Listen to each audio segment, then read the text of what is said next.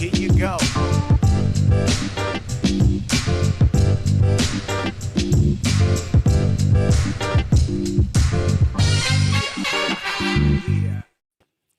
It is Black Friday, and we are live on the Nothing Personal with David Samson YouTube channel. Join us if you can. If it's past 8 o'clock Eastern, then you can't join us. But those of you who are here, ask some questions. We're going to get to them. I'm recovering from Thanksgiving, and I have a few problems that I had yesterday. And I spent the entire prep for the show, where Coca and I will do a prep the night before, then we'll do a prep the morning of, and we'll be in touch during the day. I was consumed with whether or not the things that I experienced on Thanksgiving are normal, because I have an obvious problem where I can't figure out, does everyone go through this? Is everyone thinking this? And often it's not the case. Sometimes it is the case. I had a very difficult time. We hosted about 16 people for Thanksgiving.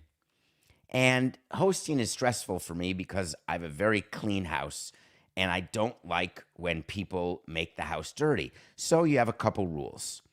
And the rules are, before people come, I put things away that I don't want them to touch. So I have a blanket where I watch movies. I don't want people using that blanket, but they're welcome to use the theater, but I put the blanket away. I put the pillow that I lean on. I don't want people's hair on the pillow that I use. I put it away. Maybe normal, maybe not normal. A bunch of kids are in the house. It's very simple. No eating in the theater, no eating in the living room, eat in the kitchen, over the sink or over a plate. Fine. I follow around some people, some kids with a vacuum cleaner. They're dropping crumbs. I want to vacuum. You step on a crumb, all of a sudden you're dragging that crumb all around the house. And it's not that I'm a Scrooge or a Grinch. It's that I just want people to be clean. Fine. Cooking a bunch of food. I don't cook, so I'll set the table. Well, I'll clean. I'm a cleaner, so I'll do the dishes, and I'll do all the cleaning after the meal. I do cleaning during the course of the preparation. So if you leave a knife on the counter that you're using to spread butter on something, that knife's going in the dishwasher. Even if you're still using it, you leave a knife unattended. It's like leaving a child unattended. Don't do it. Don't leave a piece of cutlery unattended. I'm going to clean it. Pots and pans, if I see the food's out of the pan, cleaning it. But also, I went and bought some prepared food, like turkey.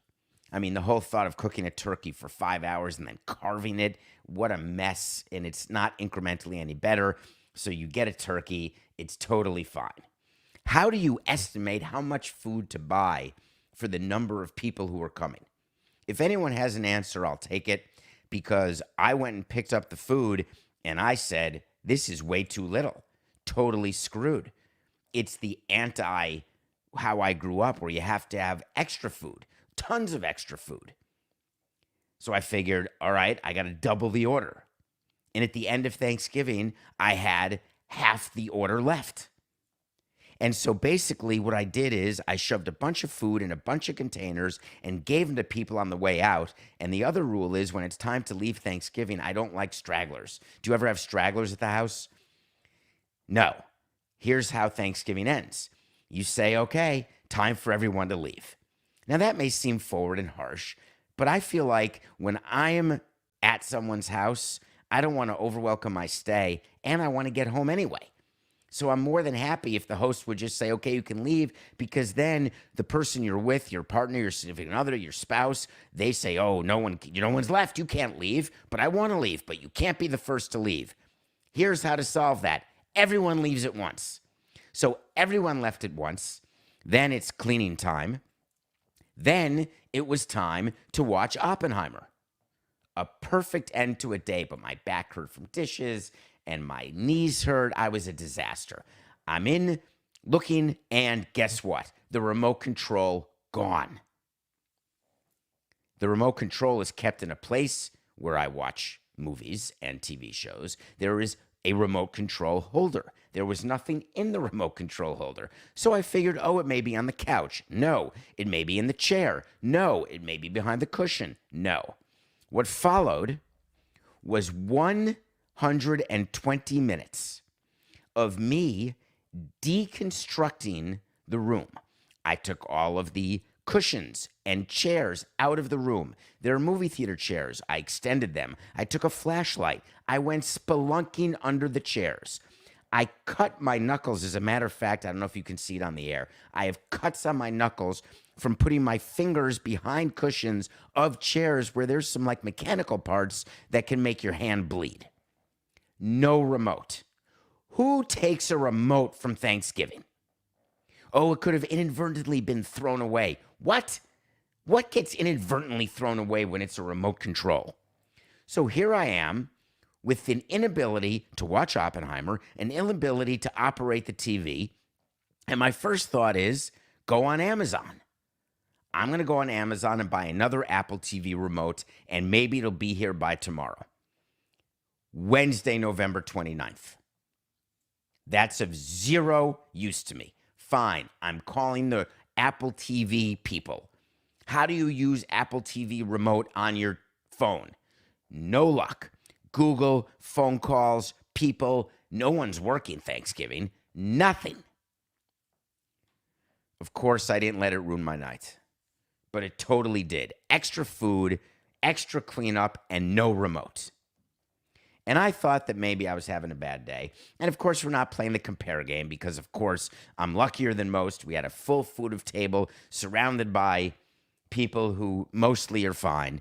And the question is, did anyone have a worse Thanksgiving in the sports world? I was so happy we were doing a show today because I wanted to do a show yesterday. I wanted to go right on the air and talk about Josh Harris, who is not exactly replacing Daniel Snyder as the go-to content guy, but this is good. Josh Harris, the guy who bought the Commanders for $6.5 billion. Josh Harris, the guy who is so happy. Josh Harris, the guy who I told you to bet the Cowboys yesterday. And of course, the Cowboys won 45-10. What's the name of the Coca who I'm making work on Black Friday? Thank you, Coca. What's the name of the cornerback who set the record yesterday? With his fifth pick six, Daron Bland. It is pretty impressive. Darren, excuse me.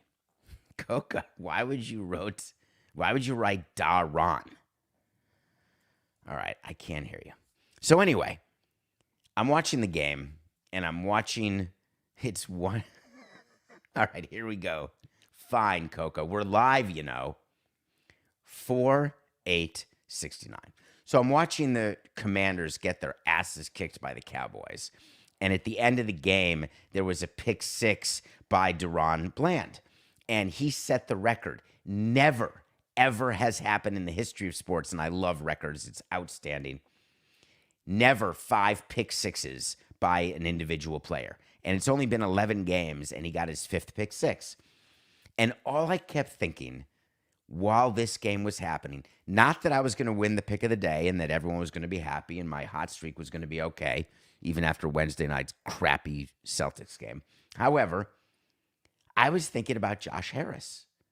And I was thinking what it's like when you have a national game, when all the attention's on you, when you expected things to be different, when you had the biggest head start of any owner since Bruce Sherman, and the head start is wasted because your team stinks. Zero incremental improvement. On top of that, players are complaining. Morale's at an all-time low. Josh Harris has to be despondent beyond repair. So I'm thinking to myself, we predicted a wait to see that Ron Rivera will not be the coach of the Commanders next season. That's a give me. We're going to win that. Then Ron Rivera spoke. And then I realized that I may have miscalculated the speed at which Ron Rivera is no longer going to be the coach of the Commanders. So let me take you inside the head of an owner when your team is underperforming. You are speaking to your GM, your team president, and you are trying to have them give you a reason why not to make a change at halftime. In a game, in the 4th inning. Why aren't we firing this guy right now?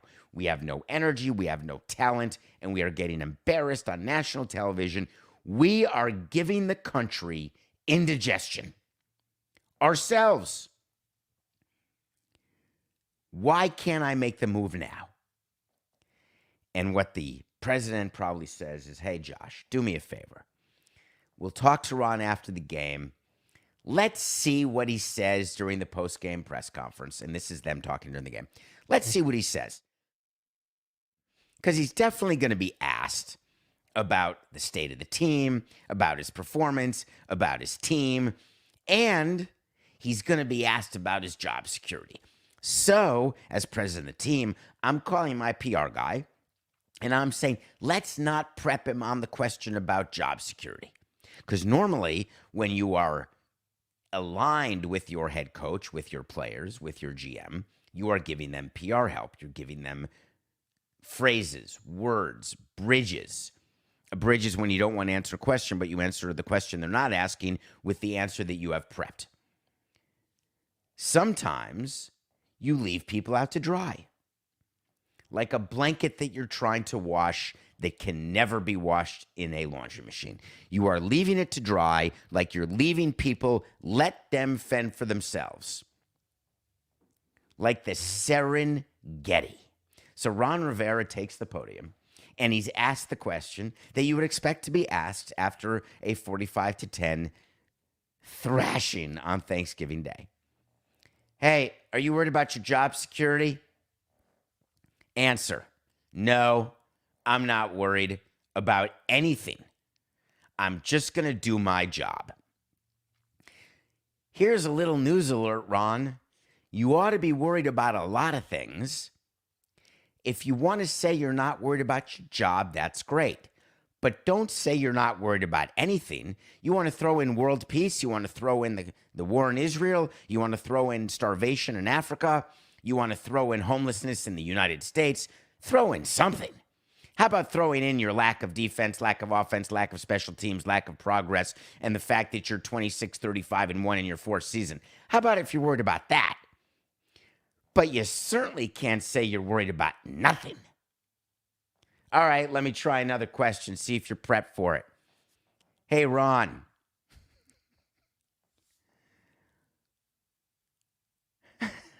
I'm sorry, I can't get it out. Okay, here it goes. Hey, Ron, tell me about changes. Anything about changes. Do you feel like changes need to be made? It's a very good question that even members of the non-media can ask when your team has lost 45-10 and it's a wasted season and nothing's happening under your new owner, Josh Harris. Any thoughts on changes? Here's how you prep a coach to say that. Well, I am the final person responsible for the performance of the team. You've heard coaches say this all the time. I take full responsibility. That's what they say, even though privately they don't. There has to be change, and change starts with me. We're going to get out there, and I'm not taking Black Friday off. I'm going to be at work, and we're going to be getting ready for blank. Blank meaning your next game, your next pitcher, your next game if you're in the NBA, the next week when you play your football game next. That's my job. No days off, no moments off. Here's what you don't say when you're asked about change, when your team stinks. I'm not going to answer that question. Okay, for those of you who ever meet the media, there is a really good way to not answer the question that someone asks you. It's the aforementioned bridge. Go into something else, but you don't ever say, hey, I'm not answering that question. Hey, I'm not worried about anything. Because then the media and then your fan base and then your owner look at you like you have three heads. Ron Rivera, you're finished. I feel badly. I don't feel that badly. He had 4 seasons. Josh Harris is going to have to figure something out, and he will, because Josh Harris still has a chance. He still has a chance. Here's who doesn't have a chance. Jim Irsay, owner of the Baltimore Colts. Hi, my name's David Samson. Jim Irsay, the owner of the Indianapolis Colts, We've used him a few different ways. Roger Goodell has used him as a mouthpiece. We've gotten some pretty good content out of him. I'm thankful. Did you get a bunch? Side note, how many texts did you get or send about people you're thankful to, or people you're grateful to, or people who are thankful to you? Do you keep track, like on your birthday, where you don't make any outgoing texts on your birthday and you keep track of incoming? So when someone asks you at the end of the day, hey, who are you most surprised to hear from? Hey, who didn't you hear from who you would have liked to have heard from? I always feel guilty, like on Thanksgiving and Christmas and New Year's Eve and New Year's Day. Do I keep a list? Who knows me well enough? Who do I want to contact? Hey, Happy New Year. I'm not a big Happy Thanksgiving guy. I don't like the food. I can't taste the food. I lost the remote control. I didn't lose the remote control. A bunch of kids did. I'd like to have no kids allowed in the house. I think if you're under 2, it's sort of like an R-rated movie. I think if you're under 2 years old, you have to be watched full-time by your parents and can have no free reign anywhere, because you're just going to lose stuff and spill stuff. And yeah, I'm not being mean, I'm just being pragmatic. So Jim Irsay is, he's got some issues, and I have spent plenty of time talking about addiction on this show. Addiction's bad. There's no positives to it. It is very hard to break. The Sackler family is responsible for a lot of the issues that we have in our country. Greed is responsible for the rest, and this is not me being left-wing at all. The greed of drug dealers, pharmaceutical companies, and legal and illegal drug dealers. I guess when you've got a market, you tap that market, you take advantage of that market. But if I'm buying stuff on the street, why can't I be guaranteed that I'm buying the crap on the street that the drug dealer may have stolen or the junkie may have stolen? Why do I have to worry about fentanyl and the fact that I could croak by taking a pill? But addiction, very, very bad. And Jim Irsay acknowledges and has acknowledged his addiction issues. And there was a segment on Stephen A. Smith's show. Stephen A. Smith does a show on ESPN called First Take. Stephen A. Smith loves giving you his opinion on everything. He loves talking about every subject, whether he knows about it or not. There's a bunch of people who have national shows who do that, who feel as though they've got to give you the hottest take, and they've got to make it so it's controversial enough to get the clicks to justify the salary. And believe me, I get it. I dig it. I don't do that on Nothing Personal. If I don't have an opinion on something, I'm not going to talk about it. So Stephen A. Smith and his group of first takers were talking about Jim Irsay. And Jim Irsay may have been drunk. He may have been stoned. And I hope that he was one of the two. Because I am the grammar police. I find people who are too lazy to be grammatically correct bothersome. I find that there are certain things that people try to dismiss as typos, which are not actually typos. When you put Y-O-U-R in a sentence where it's supposed to be Y-O-U apostrophe R-E, that's not a typo. A typo is R-E-C-I-E-P-T. Or A-P-P-R-O-P-P-R-I-A-T-E. That's a spelling mistake. Maybe that's a typo. Y-O-U-R, Y-O-U apostrophe R-E is not. That's ignorance. It's very easy to learn. If you're saying you are, you're. First take, you're gonna get your ass sued. Y-O-U-R.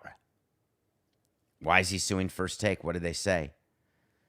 Because they were talking about an arrest that happened in 2014, wondering whether or not it's possible that there were drinks, drugs.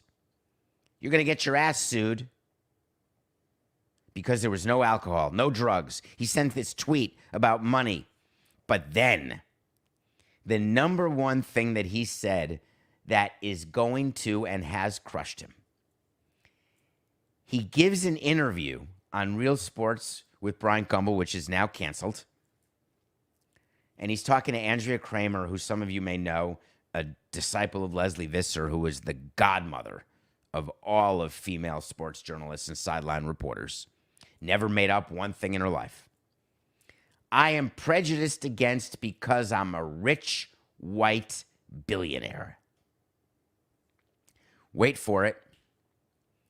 Andrea Kramer, being the professional that she is, said, Jim, I want to tell you how that sounds. Do you want to restate your thought? Absolutely not. I am prejudiced against, again, he said, because I'm a rich white billionaire.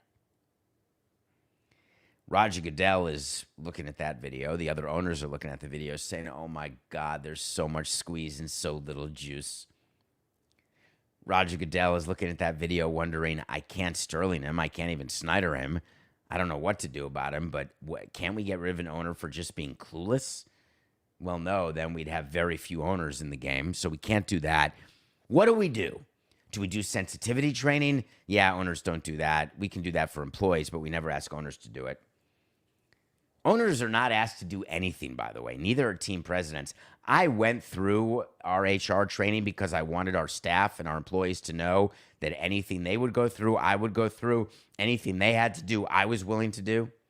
Our owner didn't do any of that because owners don't do that. They're above it. They don't want to be bothered with that. Jim Irsay needs some help. And the reason he needs help is that, first of all, he can sue anyone he wants. He's just going to waste money. It's like Brett Favre suing Shannon Sharp.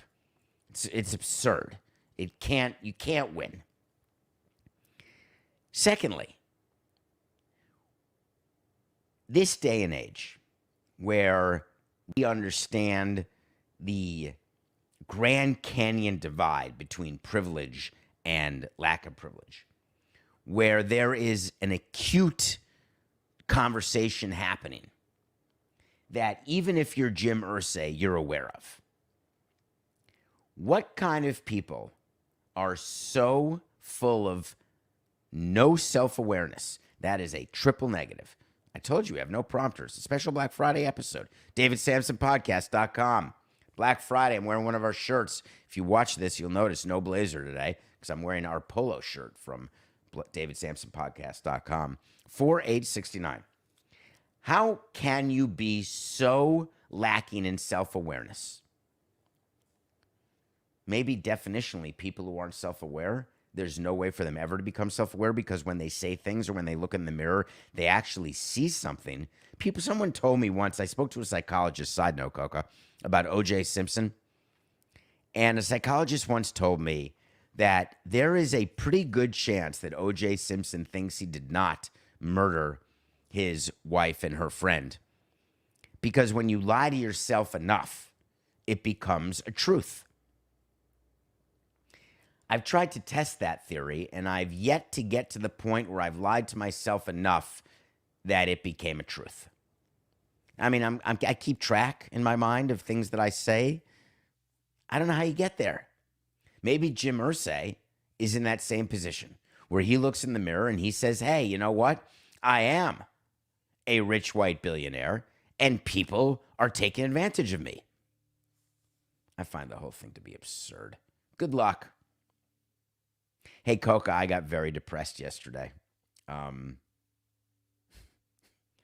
There's something that happened I must tell you about. There was the story of, and we're going to talk about it right now, the story of the owner, of the coach of the San Antonio Spurs, Greg Popovich. Greg Popovich took to the microphone during a game against the Clippers in San Antonio. San Antonio fans were booing Kawhi Leonard, and Greg Popovich took the PA microphone inside the arena and said, excuse me for a second, can we stop all the booing and let these guys play? Have a little class. That's not who we are. Knock off the booing. So the minute I saw that, I just blurted out Sam Weish.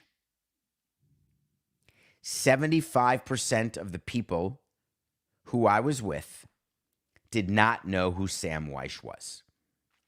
Of the 25% who knew who Sam Weish was, 0% knew what I was talking about. And Coca tells me I do this a lot where I tell a joke in my head or I think about something in my head and I don't let you in on it. And so I say something that's funny or I tweet something that I think is funny that no one else thinks is funny or no one else gets. So if I'm saying Sam Weish to this group live right now, I say Sam Weish. What do you think? Tell me. Anybody. Sam Weish. Nothing. Yes. The Bengals coach. Thank you. The Cincinnati Bengals coach. Was that you, Coca? Were you just in my ear and nobody said it on the live chat? That's funny. Sam Weish was the coach of the Cincinnati Bengals. There was a game in Cincinnati between the Cleveland Browns and the Cincinnati Bengals. Go YouTube this. It's unbelievable. Sam Weish in like 1989 takes the microphone. There is no ability to do that in baseball because the PA announcer is up in a booth. So the manager can't comment on what's happening on the field or in the stands. He'd have to go through the dugout, to the elevator, up the elevator, and then into the in-game entertainment booth, and then grab the microphone. In basketball, the PA announcer is courtside. 2 minutos. That guy. Maurice Cheeks. That guy. Anyone? Philadelphia 76ers? Okay. So, Greg Popovich takes the microphone, and he says what he says. In football, I didn't realize that there was a field side microphone. And I remember being 21 years old, watching this game, because I watched the game. I remember it clear as day. And I wasn't an Ohioan, but I love Cleveland and I love Cincinnati. Had nothing against either. You've got chili, you've got Rock and Roll Museum, you've got cold. It's great. No issues. I'm a Midwest guy. Fine. Sam Weish says something to the effect of, don't throw anything on the field anymore. This is not Cleveland. Or maybe it's, you are not Cleveland. Whatever it was the biggest FU to Cleveland I'd ever seen a head coach do. And I thought it was spectacular.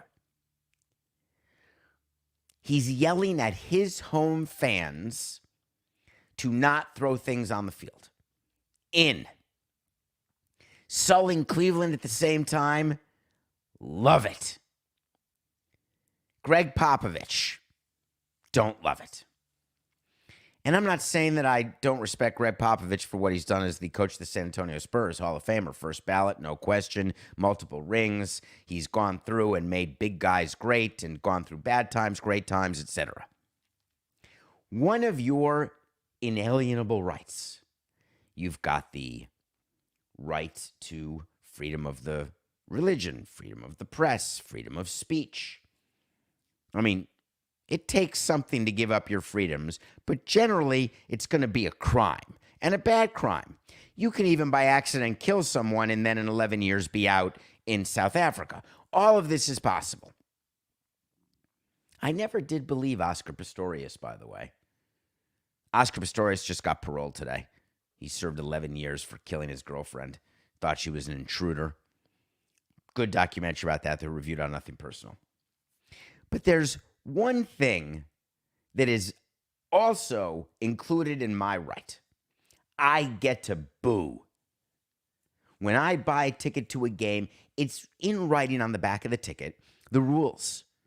And there are certain rules. Don't go on the field. This ticket is final. We don't guarantee who's going to play. Nowhere in there does it say that you cannot boo. It says you cannot. Some of them say you cannot swear. Booing's not a swear. The reason why the Spurs fans were booing Kawhi Leonard is he used to play for the San Antonio Spurs. And I guess they just wanted to boo him. I would never tell my home fans not to boo someone on the other team. I would take the microphone or go section by section and encourage it, even if it is one of our ex-players. I want you to boo the opposing team at all times. Why was Popovich so incensed that his fans were booing Kawhi Leonard? Saying that's not who we are. What, because we're too nice? We don't boo? We're gentlemen and ladies and proper people? I found it offensive. And I don't find much Popovich does offensive. I find much of it irrelevant. And I understand how coaches can have opinions on certain things, like team presidents or like people with microphones. They have opinions. It's your right to disagree or agree. I guess anyone with a platform has an opinion. Does that sound familiar? During all of the times when there was terrible racial injustices. Oh, you mean like yesterday? Yeah, we all have a platform. Whether you're at Thanksgiving dinner with just 2 people, yourself, or with 60,000 people, it doesn't matter. You have a platform. But not booing? It's absurd. So here we are on Black Friday doing a show when Levitard told me not to do a show. Don't make us look bad. I don't think we're doing a live show. Why are you doing a live show? What do you mean? I took yesterday off. I didn't even want to take yesterday off. I love doing these shows with you. Now, you'll notice this has not been a totally normal episode. No word of the day, no review, no break. Do we need to take a break, Coca? I just realized. I'm happy to take a break if you want. I don't know why we would. YouTube puts breaks in when we don't even want the breaks to be in. Monetization, baby. All right, we're going to take a break. After the break, we're going to answer your questions live. Get on Nothing Personal with David Samson YouTube channel. Although, if you're listening to this, then it's too late. You missed it. For all the people who are loyal and awake at 5 p.m. at 4869. Wipe it, Coca. For all the people who are awake at 5 a.m. on the West Coast, for all the people who are still awake at 2 a.m. trying to digest your Thanksgiving meal in Hawaii, for all the people in Europe where it's Friday afternoon, and for all of you on the East Coast where it's simply 8:31. After the break, let's answer some questions. We'll be right back.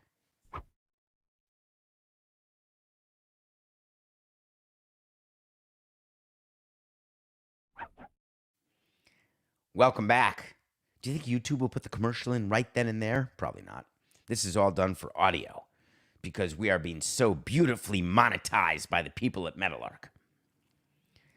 DavidSamsonPodcast.com. We have a Black Friday sale. I'm wearing a piece of merchandise right now. It's the Nothing Personal Diamond logo polo shirt. It's great to wear to work. We've got accessories. We have hoodies. We have short sleeve shirts, all sorts of stuff. And we have a special. You're going to get 20% everything off in the store. But if you spend more than $100, you're going to get 30% off. So go to the store right now, DavidSamsonPodcast.com, and happy shopping. It's Black Friday. Are you going to watch the Dolphins-Jets game? I'm going to watch that game at 3 o'clock. I'm going to wait to see Aaron Rodgers warm up. I wonder, he's been going to games. Do you think he'll go to this game as he gets ready to come back to practice by December 2nd, which, by the way, is in only a week, a little over a week? Be the first guy to come back from a Achilles tendon tear, which Stugat said may not have been a tear. Maybe it was a tear. I saw that thing roll up like a shade. No, but he's different. He is using euthanasia. He is using ayahuasca to get better. Anyway, I'm going to watch the game, and I'm going to use it to shop because it's going to be this amazing interactive get your Hanukkah shopping done, Christmas shopping done, Kwanzaa shopping done. And while watching the Amazon Prime game, you don't have to have Amazon Prime. You can stream it for free. There's going to be QR codes and point and click, lest anyone think that what we talked about on last week's Nothing Personal and what we've talked about with John Skipper, Jeff Bezos and Amazon could give a flying rat's pituitary gland about the NFL or about any other live sports.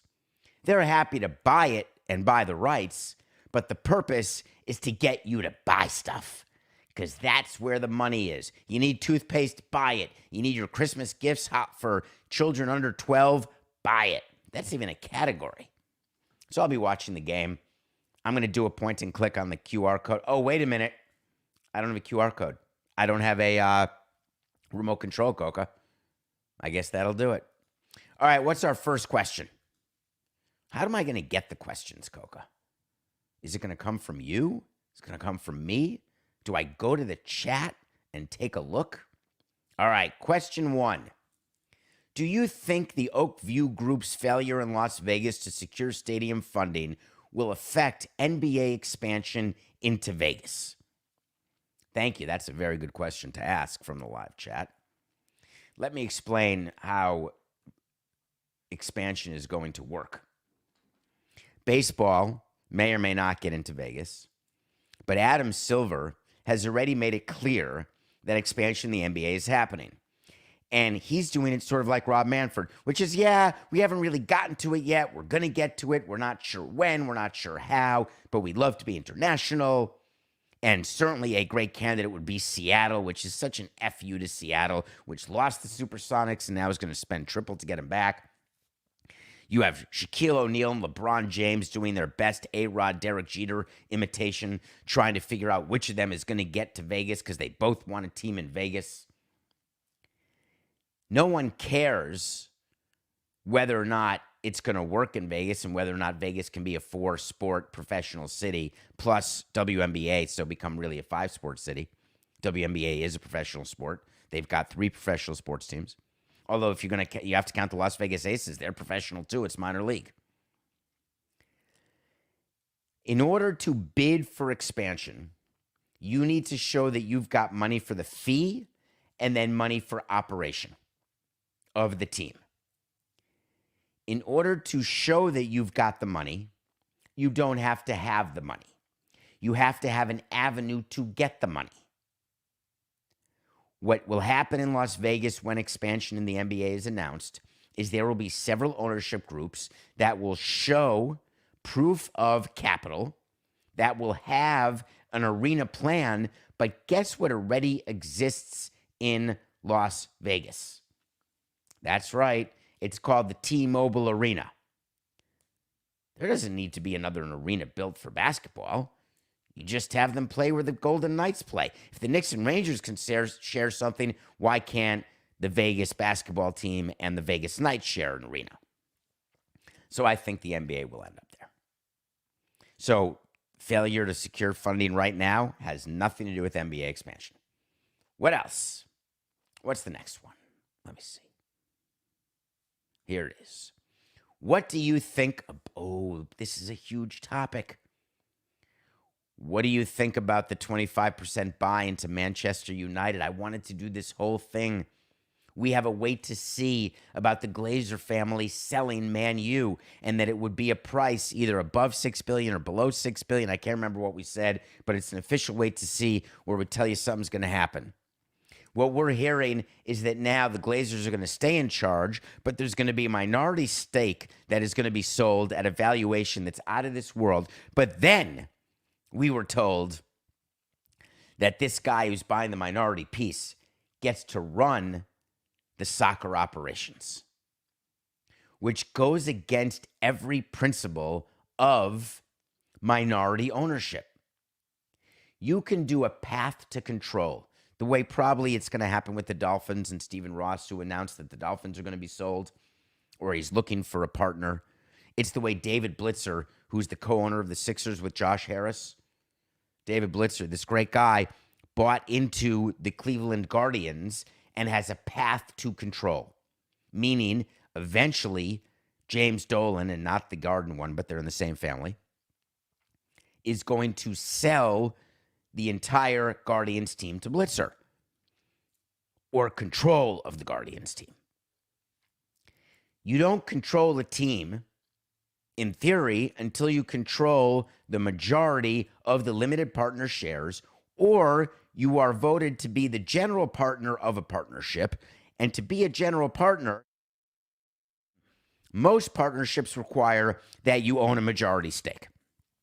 Sometimes limited partners will hire a general partner. They'll give him a little piece, or her or they, a little piece of the LP equity at that tranche, and then let them sort of run the operation. Like in commercial real estate deals, that's very common, to have an operator. But in sports, it's unheard of. I believe that when you have a step transaction, which is the path to control, and you want to give up some amount of on-field operations to start with, like a consultation, we won't fire the manager before talking to you. I'm good with that. We won't sign a player to a $200 million a year Ronaldo contract without talking to you. I'm good with that.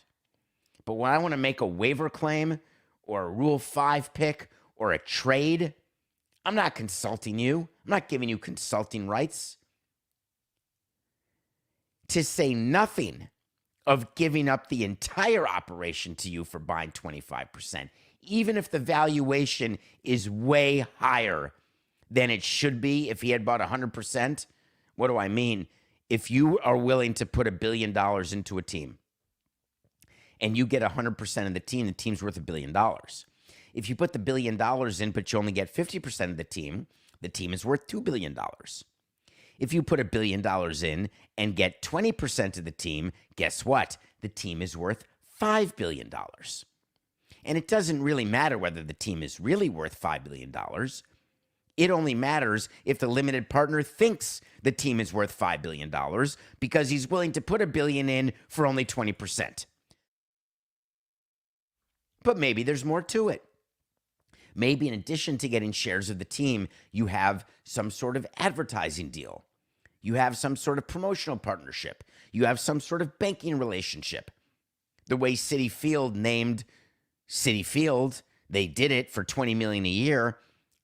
And that's what you would think naming rights are worth until you realize that they had the banking relationship with the Wilpons. Therefore, they were getting all sorts of other money.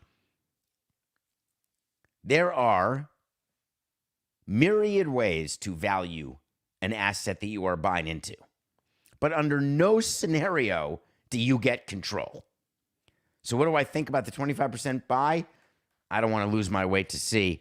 I'm still saying the Glazers are going to sell the whole damn thing. All right, next. What is the absolute highest number of teams MLB can eventually expand to? Is it 40? Well, Judd Apatow, Paul Rudd, and Leslie Mann would say everything about 40 is good. I would say NCTP, also available on David Samson, podcast.com. No chance toilet pants. Major League Baseball will not be at 40 teams while you, however old you are taking a breath on this earth, even if you live to be 120. The total number of teams in baseball right now are 30. They're going to 32. They are adding 2 expansion teams. It's been the plan to have a 16-team American League, a 16-team National League. There's some talk about 8 divisions of 4 and eliminating the American and the National League, doing 16 teams in the playoffs, 1 versus 16, 2 versus 15, or 16 teams in the playoffs, 2 top teams get a bye, and then do 3 versus 16. Everything is on the table. Major League Baseball just canceled its games in Paris that were scheduled for 25 because they got no financial love over in Paris.